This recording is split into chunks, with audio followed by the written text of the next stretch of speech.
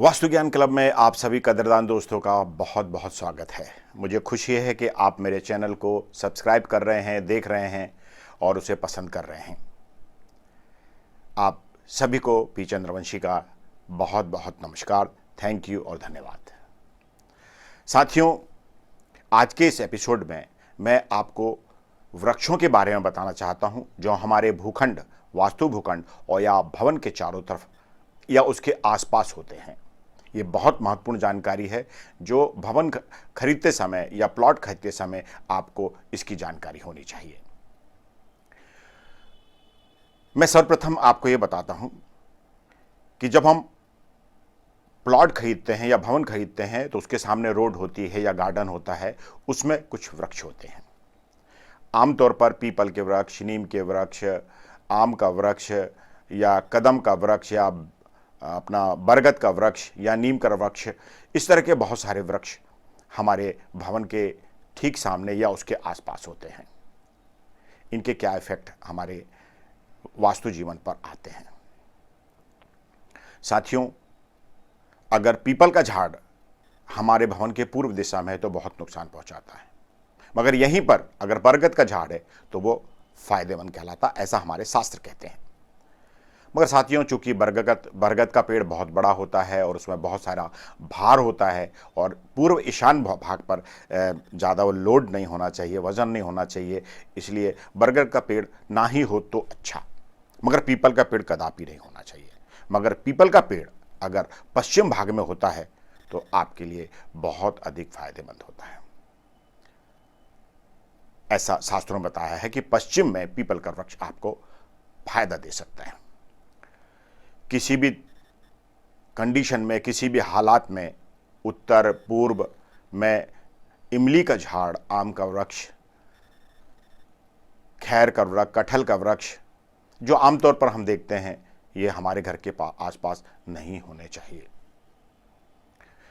उत्तर और पूर्व की दिशा में बिल्कुल भी नहीं होना चाहिए। हमारे भवन के 100 मीटर की दूरी तक।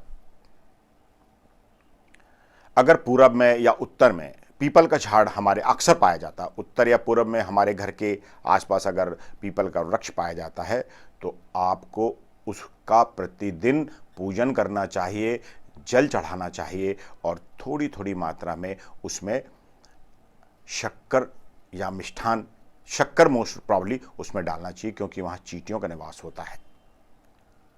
इससे ब्रह्म देवता प्रसन्न होते हैं और पीपल से होने वाले नुकसान आपको फायदा देते हैं।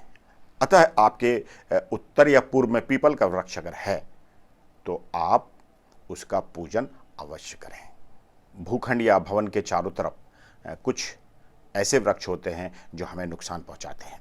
जैसे पूर्व दिशा में पीपल का पेड़ हमें नुकसान पहुंचाता है और आग्नेय में वट वृक्ष है, पीपल है, सेमर है, गूलर है, ये मृत्यु देने वाला होता है। और दक्षिण दिशा में अगर पाकर का झाड़ है, आम का झाड़ है, कैथ है, अगस्तक है, निर्गुंडी का झाड़ है तो ये धन नाश करता है।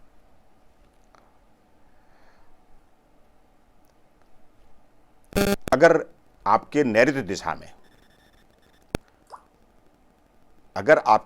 दिशा में इमली का झाड़ है तो वह आपको बहुत फायदेमंद होता है, वह आपके लिए बहुत फायदेमंद है, ऐसा शास्त्रों में कहा गया है। पश्चिम में वट वृक्ष होने से राजपीड़ा होती है, स्त्री का नाश होता है, कुल का नाश होता है। आम, कैथ, अगस्तक या निर्गुण डी का भी पौधा अगर वहां पर होता है तो वह आपको नुकसान पहुंचाता है, स्त्रियों को कष्ट देता है, धन का नुकसान पहुंचाता है। मगर यहीं पर अगर पीपल का पेड़ हो तो यह बहुत फायदेमंद होता है। बहुत सारे लोग अपने घर में बेल का झाड़ लगाना चाहते हैं। एक झाड़ होता है, झाड़ी नहीं होती, झाड़ होता है। तो बेल का झाड़ अगर आपके वायव्य भाग में है, आपके वास्तु के वायव्य दिशा की तरफ में है तो यह आपको फायदा पहुंचाएगा।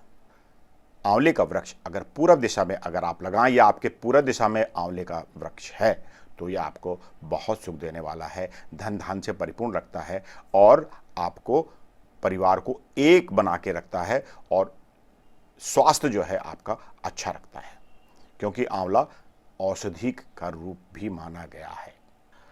अक्सर देखने में आया है कि हमारे घर के आसपास दूध वाला पौधा, जिसे हम अकोना या आक कहते हैं, ये अक्सर पाया जाता है। इसका होना अच्छा नहीं माना जाता, क्योंकि इसका जो दूध है अगर हमारी आंख में चला जाए तो हमारी आंखों की रोशनी या में फ़र्क पड़ जाता है या उसमें डॉट आ जाता है हमारी। यह भी देखा गया है कि कुछ वास्तु के आसपास या वास्तु के अंदर या हमारे भवन या प्लाट के अंदर केला, अनार, पपीता, जामुन, आम, कटहल, अनानास, नींबू, नीलगिरी और अशोक आदि के वृक्ष होते हैं। अगर ये वृक्ष ना हो तो ही अच्छा। वैसे अशोक का वृक्ष अगर आपका भवन उत्तरमुखी है तो अपने मुख्य द्वार के दोनों तरफ लगाने से आपको कोई नुकसान नहीं है, ये फायदा देता है अशोक का वृक्ष। एक और बात यहाँ पर बहुत स्पष्ट बता देना चाहता हूँ कि हमारे कंपाउंड वॉल से सटा हुआ या उसके अंदर या उसके बाहर कोई भी वृक्ष नहीं होना चाहिए। कुछ मात्रा में झाड़ी चलेंगी मगर वृक्ष कदापि नहीं होना चाहिए। ये हमें नुकसान पहुंचाता है, धन की कमी, स्त्रियों को कष्ट प्रदान करता है। इसलिए भवन से सटा हुआ कोई भी वृक्ष नहीं होना चाहिए।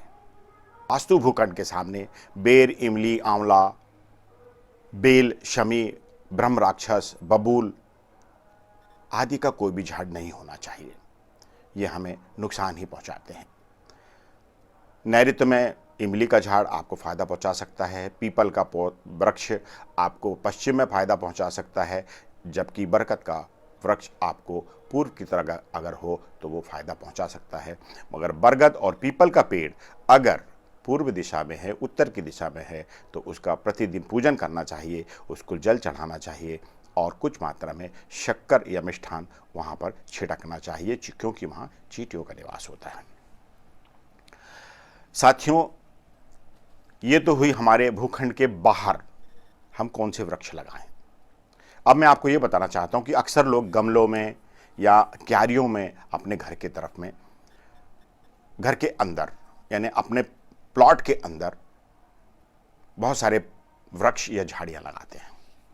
मैं सर्वप्रथम मैं तुलसी के पौधे के बारे में या तुलसी के झाड़ के बारे में बताना चाहता हूँ कि तुलसी का झाड़ हमारी मानव संस्कृति, हमारी भारतीय संस्कृति के हिसाब से बहुत अधिक फायदा देने वाला तुलसी का पौधा होता है। इसे आप घर में कहीं भी रख सकते हैं, सिर्फ नैऋत्य और पश्चिम को छोड़कर कहीं भी रख सकते हैं। अगर आपके घर में कहीं भी तुलसी का पौधा नैऋत्य या दक्षिण दिशा में रखा है तो उसे तुरंत ही पूर्व और उत्तर की दिशा में शिफ्ट कर दें, क्योंकि यह पौधा अगर यहाँ पर होता है तो आपको तलाक तक की नौबत या अकेले रहने की नौबत तक आ सकती है। अगर आप फ्लैट में रहते हैं तो उसको उत्तर की तरफ या पूर्व की तरफ पर शिफ्ट कर दीजिए। बहुत सारे लोग अनार का पौधा लगाना चाहते हैं।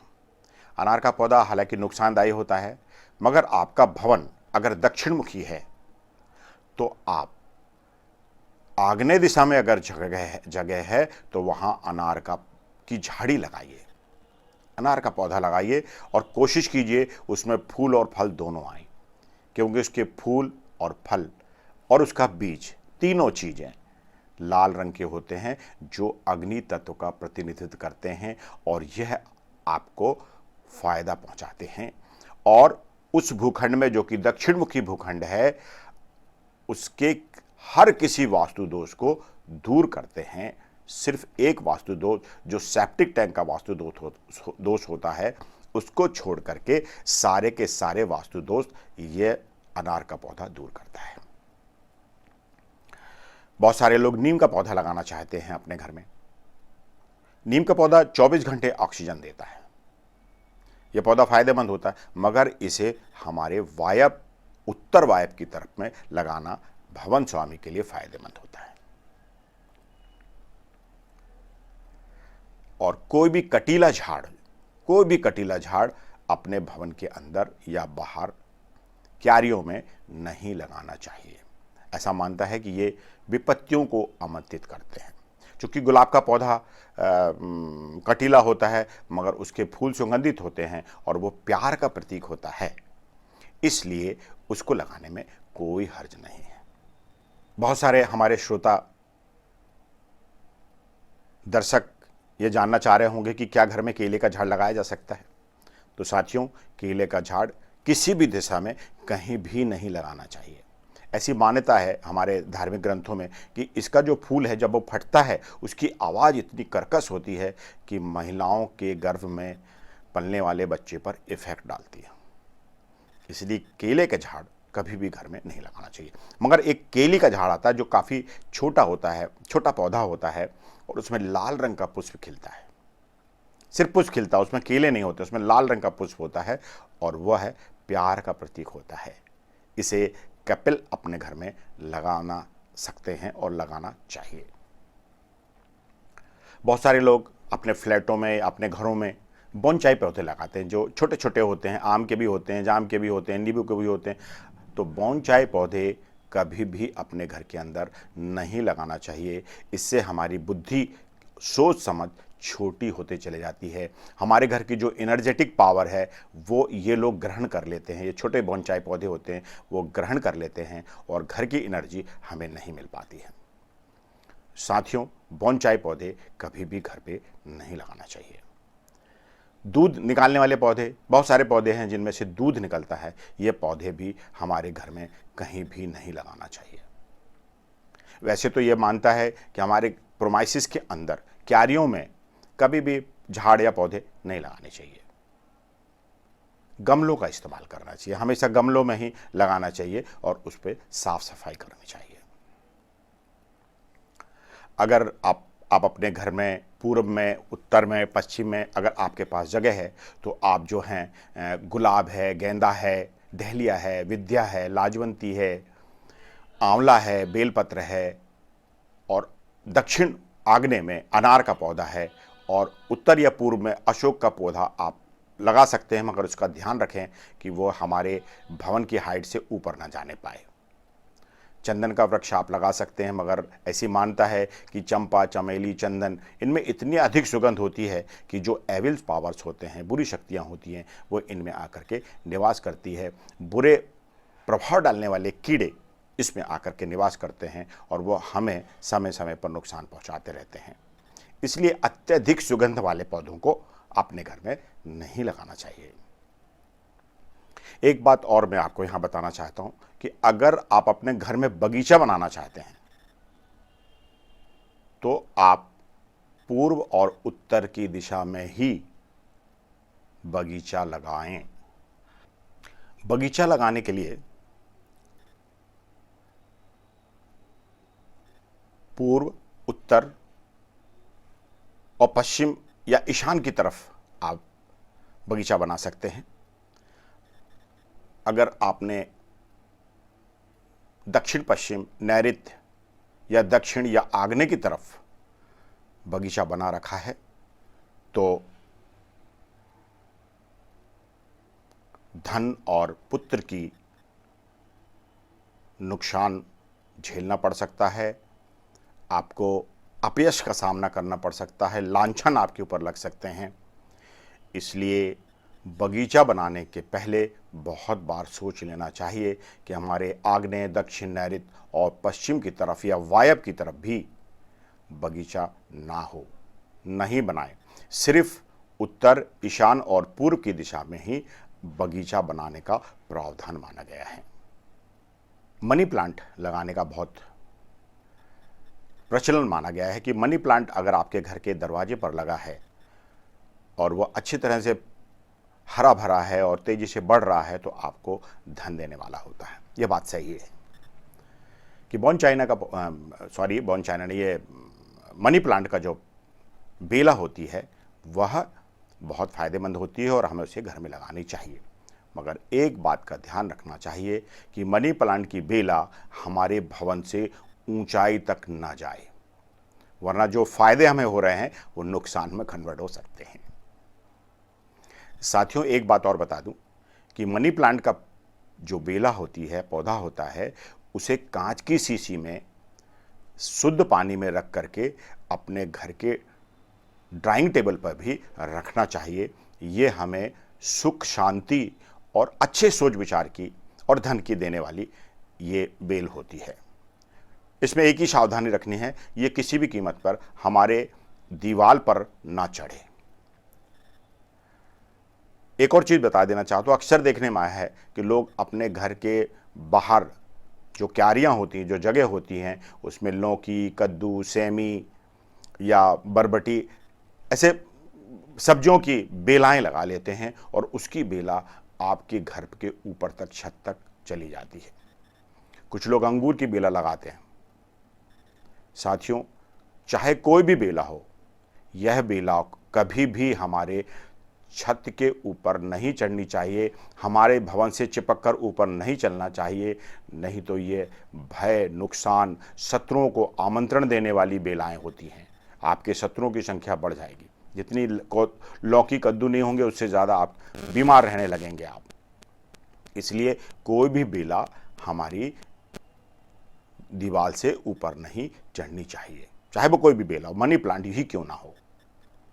इन बेलाओं को आप अपने उत्तर वायु की तरफ लगा सकते हैं, मगर एक मंडप बना करके उस मंडप में इन बेलाओं को गुत्थम गुत्थी करके आप गिलकी, कद्दू, लौकी, कोई भी चीज़ों को वहाँ से प्राप्त कर सकते हैं अपने डेली यूज़ के लिए। पर किसी भी कीमत में कटीले झाड़ियों को अपने प्रोमाइसिस के अंदर नहीं लगाना चाहिए। साथियों, अक्सर ये देखने में आया है कि फेंग शुई वास्तुशास्त्र से प्रेरित होकर के बहुत सारे लोग 2-2, 3-3 इंच के बम्बू का गट्ठा कांच के गिलास के अंदर पानी में रख करके उसे अपने सेंट्रल टेबल पर रखते हैं। उसमें पानी हमेशा बदलते रहना चाहिए और वो हरे हरे पत्ते निकालते रहते हैं और लंबे होते जाते हैं। बाम्बू का ये हरे पत्तों का निकलना, उसका हरा होना, उसका बढ़ते जाना इस बात का प्रतीक है कि हम प्रोग्रेस करेंगे, हमारा व्यवसाय प्रोग्रेस करेगा, बच्चे पढ़ाई में अच्छे जाएंगे, हमारे रिजल्ट आएंगे, हम जो भी उद्देश्य को लेकर के काम कर रहे हैं वो काम हमारी सफल होंगे। मगर एक बात का ध्यान रखना चाहिए कि यह बम्बू की जो पत्तियां हैं, जो लंबाई है, वो 9 इंच से ज़्यादा नहीं होना चाहिए। 9 इंच तक उसे बढ़ने दीजिए। अगर वो बढ़ती है तो आप नए बाम्बू के छोटे छोटे पौधे ला करके अपने सेंट्रल टेबल पे सजाइए। इन बाम्बू को कभी भी अपने सोने स्लीपिंग रूम पर या पर्सनल रूप पे या मुख्य कमरे में कभी, यानी सोने के कमरे में कभी नहीं रखना चाहिए। ये हमारे नींद में बाधा पैदा करते हैं, पति पत्नी के बीच नुकसान और परेशानियां पैदा कर सकते हैं। इसलिए कोई भी पौधा, चाहे वो बोनसाई क्यों ना हो, बांस का पौधा क्यों ना हो, मनी प्लांट का पौधा क्यों ना हो, अक्सर लोगों ने देखा है वो अपने बेडरूम में लगा लेते हैं पौधे। तुलसी के पौधे को भी बेडरूम में लगा लेते हैं। ये हमारे प्रैक्टिकल में देखने आए। कभी ना करें ऐसा, कभी ना करें। अगर आपके घर पे जगह नहीं है तो आप पौधे ही ना लगाएं। फिर भी फ्लैटों में देखने में आया है कि कुछ हरियाली होनी चाहिए। अगर आपका फ्लैट ही दक्षिण मुखी है तो आपको उत्तर पूर्व की तरफ काफ़ी जगह मिल जाती है, बालकनी वगैरह, वहाँ पर आप इनको लगा सकते हैं। कोशिश करिएगा कि बोनचाइना, दूध देने वाले, फेंकने वाले, दूध निकालने वाले पौधों को आप अपने प्रोमाइसिस के अंदर ना लगाएं। साथियों, आज के एपिसोड में इतना ही मैं आपको बताना चाहता हूं। आप अगर इन पौधों के बारे में और बहुत सारी जानकारी जानना चाहते हैं तो हमारी एक किताब दिग्बोध अभी आपकी सेवा में आने वाली है। उसमें पूरी डिटेल आप पढ़ लीजिएगा कि कौन से पौधे किस दिशा में और कहाँ लगाएं, और हमारे वास्तु के बाहर, यानी हमारे रोड पर या सामने जो गार्डन है या सामने हमारे जो ग्राउंड पड़ा हुआ, उनमें कौन कौन से झाड़ कितनी कितनी दूरी पर, उनके क्या नुकसान, क्या फ़ायदे हैं, इस किताब में आपको पूरा ज्ञान हमने देने की कोशिश की है। दिग्बोध किताब का नाम है, दिग्बोध। बहुत जल्दी आपके हाथों में बहुत कम कीमत पर हम उपलब्ध कराने की कोशिश करेंगे और उसमें बहुत सारा मटेरियल आपके लिए लाने की कोशिश करेंगे। पौधों के बारे में इतनी जानकारी आपके लिए इस एपिसोड में दे रहे हैं। आज के लिए इतना ही। आपको बहुत बहुत नमस्कार। मेरे कदरदान दोस्तों, मेरे इस चैनल को शेयर कीजिएगा, लाइक कीजिएगा और इसे हमें आपकी सेवा करने का मौका दीजिएगा। नमस्कार।